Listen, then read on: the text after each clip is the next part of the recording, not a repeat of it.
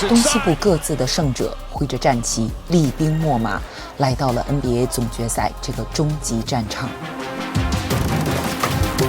一个个踏在最高舞台上的竞技者，顺着各自的人生轨道，相聚到了同一节点。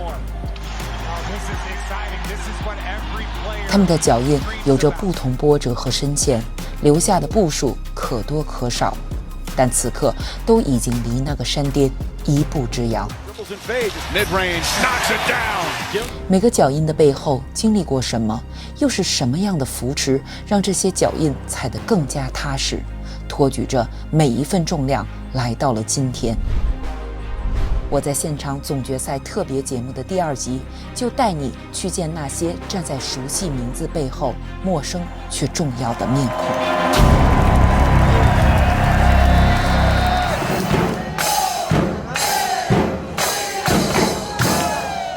So Howard, for a seasoned journalist who has been in this media industry over 20 years, what is the significance of the finals? It's so many things, right? It is obviously, it's the pinnacle for these players and coaches. Like, these guys dream of this. It is such an incredible moment for them, win, lose, or otherwise, just being here and getting to soak in it, I think for the players and coaches is huge. And then for us as the media, the thing I always notice, even after 20-something years of doing it, it feels different when you walk into the arena when it's a finals night. There's just a different buzz, a different energy, attention. I get nervous before a finals game because it's just in the air. The Pacers and Thunder are both very selfless teams. I think that's often a hallmark of championship teams. But in terms of how each individual player kind of worked their way here, it's a little different for all of them. How are you, Claudia? It's our pleasure to finally meet you. When was the first time you realized that Andrew has a real passion about basketball for himself? Yeah, you know, at least I've been very blessed. I have 2 boys, and both of them love the sport. They got their first hoop, Andrew, at the age of 1, and we were in the basement every day, often playing, doing skills development, and he loved it. Like, he's basically a basketball geek. So I think about grade 6, grade 7, that's when I knew there was a chance for him, because he really loved it. He went to boarding school as time went by a bit later, and the boarding school, he went to a school called Mount Verde Academy in Florida. And it's very difficult. It was very difficult there, meaning it was basketball, basketball, basketball in the hot Florida sun. And if you don't love it there, you're going to give up. So how much sacrifice and then unknown effort that he put to really pay for that love? If you're really into this, I mean, young kids, you're going to sacrifice parties, going out with your friends, you know, going on trips and whatnot. You got to be in the gym. Like, there's nothing. Everything you do, Lisa, you're at this level because you've worked hard. You know, basketball players, they got to work hard. You're going to miss things, but you got to be a student of the game to get to the highest level. And, you know, I think he is that. You know, so the sacrifice, I don't even want to call it sacrifice. It's just part of the journey. Nembhard away! Got it, baby! Got it! The rookie of Gonzaga hits the 3 at the buzzer to win the game! We're so blessed to have you guys at the same room for, you know, the documentary we have in China. Just amazing. Looks so nice. Thank you. I also love the mastering. Oh, yeah? Behind. Yes. Look at that. It's a number 0 and also number 11. Yeah. Ben is number 0. Yeah. But who is number 11? That's me. That was my basketball number.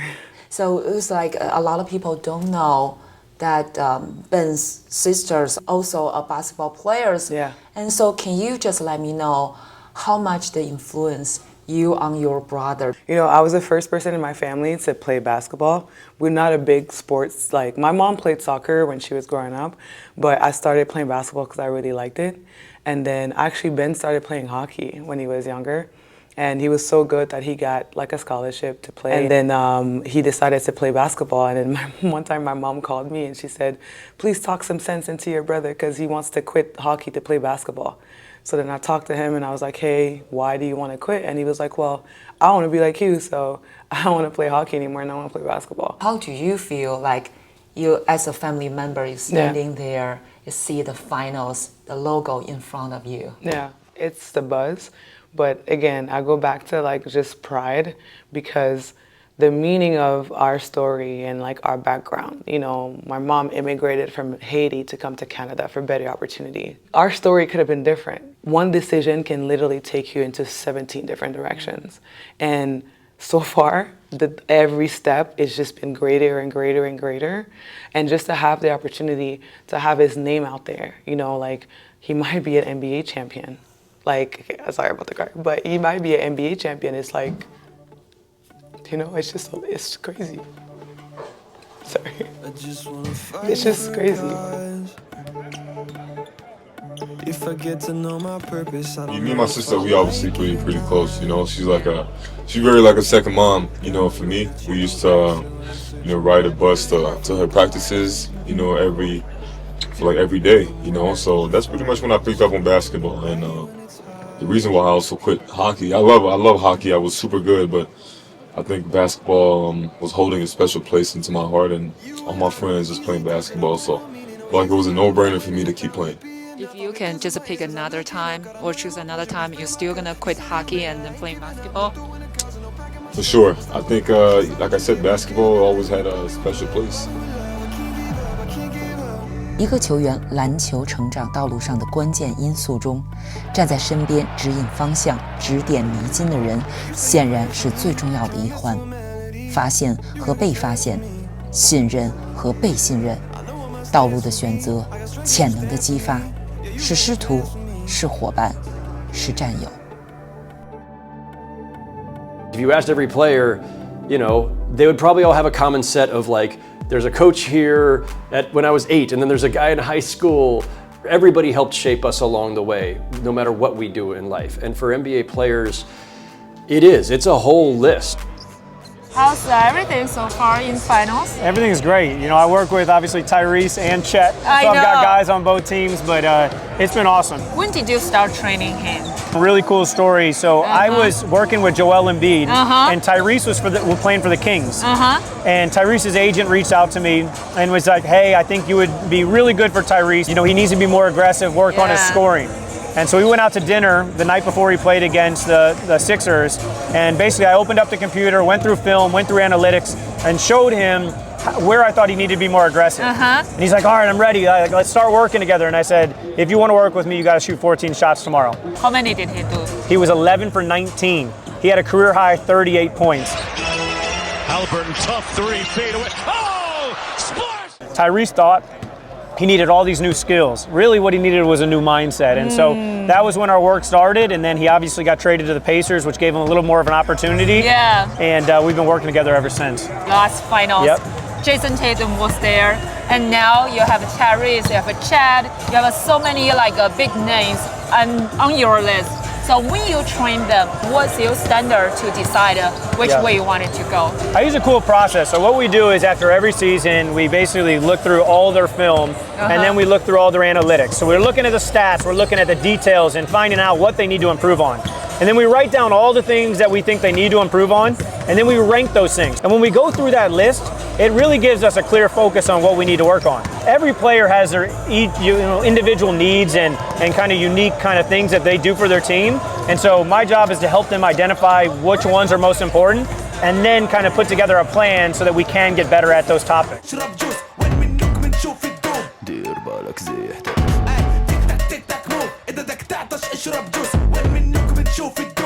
Hi, Mr. Washington. Thank you so much for doing this. Oh, my pleasure. Thanks for having me. It's a great day. First game of the finals. We have 4 Canadians playing. Andrew Nimhart from Pacers, and of course the MVP Shea.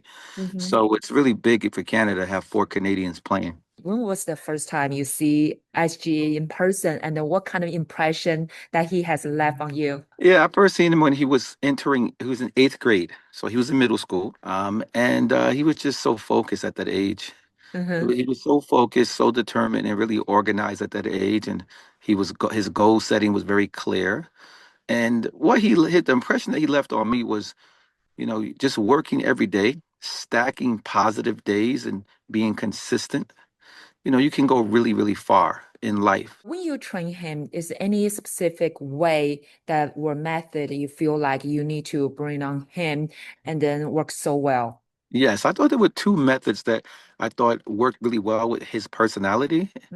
One was really breaking things down from the bottom up, but also top down. So with someone like him who was really smart and organizing, you can say, this is how it looks at the end if you do it perfectly. And now let's take away so you can see the steps.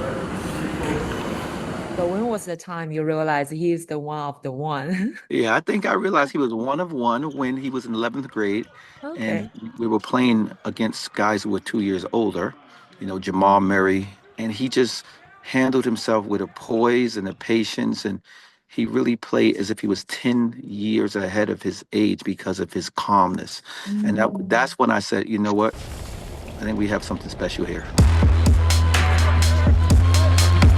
I don't even say he's too humble to say it, but this is the MVP right here. 当一个球员真正准备踏入职业篮球的道路，那么身边同行的伙伴就会越聚越多，他们彼此扮演着不同的角色，承担不同的责任，但最终的目标就是打造一个真正的赢家，不仅是在赛场上，还是在赛场下。The best agents, I think, have a really strong relationship with and a personal investment in their clients. When you've reached the end of a road with one team, you need your agent to look out for you and find you the best landing place. In the news conference, Pascal mentioned about, I was just a kid who moved here when he's like 18 years old from Cameroon. So what did you see from an 18 years old, the kid from Cameroon? I didn't meet Pascal initially when he arrived here in the U.S. I met Pascal when he was a redshirt sophomore at New Mexico State. Obviously, you could see from his statistics that he was a talented player, but it wasn't until I saw him in person. You just saw something special in him, especially after the game. Seeing him play and then having that meeting briefly, it said a lot about him, and then, just continued to recruit him. When you sit there, it's like, oh, these are the things I wanted to look for. But usually the player, they probably don't know too much yet, but just from your opinion or your angle, what do you want to see? I think being in the business for 26 years and being a former player, I've had to learn to evaluate players that I'm interested in as if I'm an executive or a general manager. Agents don't draft players, NBA teams do. It's always through the lens of being an executive. If I were a GM of a team, what would I be looking for in terms of those intangible skill sets that I know will translate into the NBA? I always say flowers blossom at different times, right? So if a player is at a smaller school, like Pascal was, and he's doing so well, well, what if he was at a bigger school and he had more resources available to him? How much better could he be?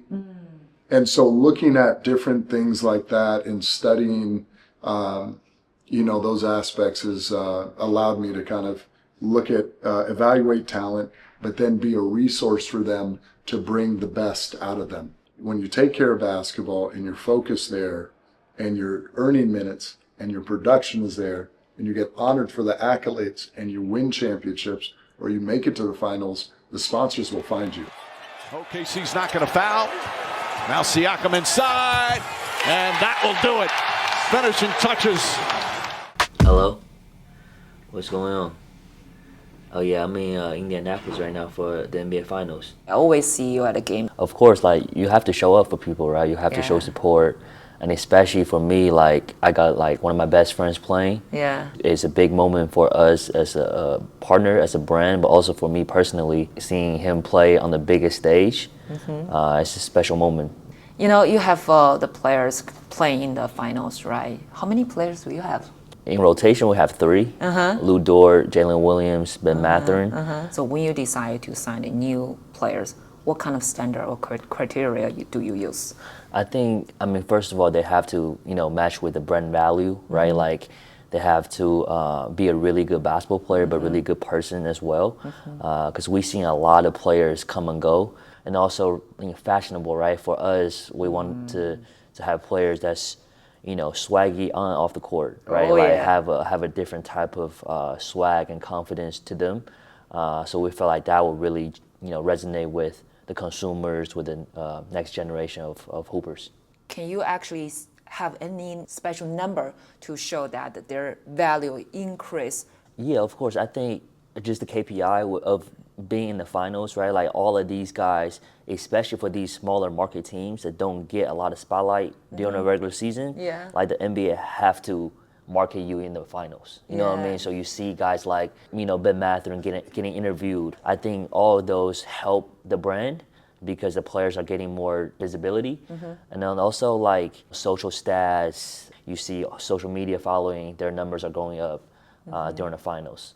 So that's a part of it as well. Mathurin counted out a foul. Benedict Mathurin, a spark off the bench, and the Pacers lead by.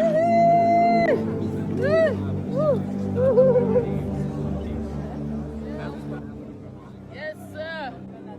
We see the shots of Tyrese Halliburton's dad in the stands, and so like there's really strong, passionate parental support there. I'm sure whether it's their parents, aunts and uncles, brothers, sisters, they get to this stage, it almost is a celebration for everybody in your orbit. What we always said to Andrew, you don't want to have regrets.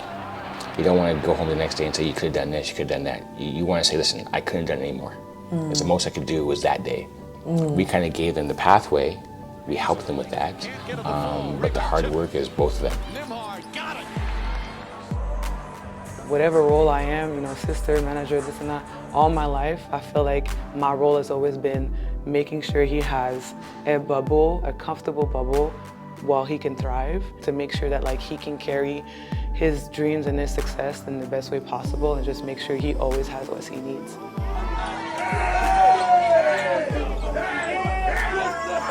I've just seen him in the gym day in and day out since his college days. He's worked so hard for this moment. So it's so deserving of him. He just works so hard, and he's such a team player.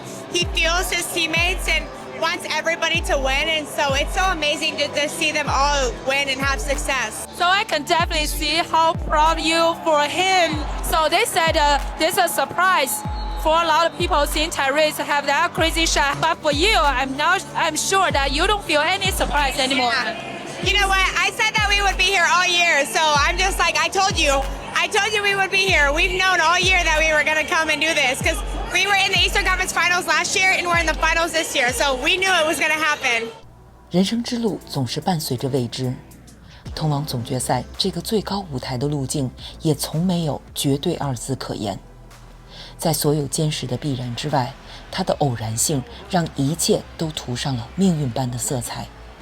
你只能选择坚守，然后但愿某种看不见摸不着的力量最终能把你带到你想去的地方，并且安心接受所有的意外和结果。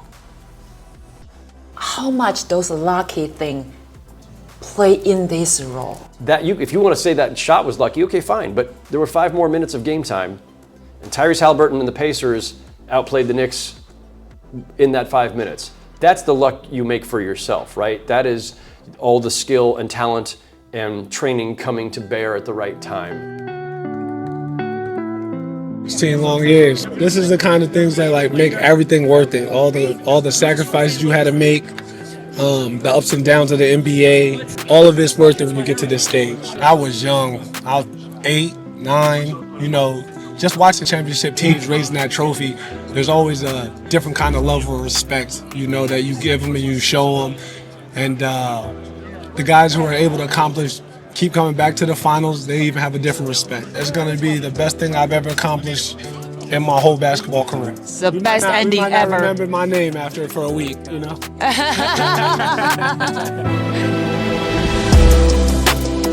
在 NBA 的世界里，荣耀的具象化不言而喻。那座金灿灿的奖杯，那枚比承诺分量更重的戒指，当然还有沉寂于每一片华彩落下的胜利者。当我们准备去迎接着这再一次的加冕时刻，你看到了什么？又感受到了什么呢？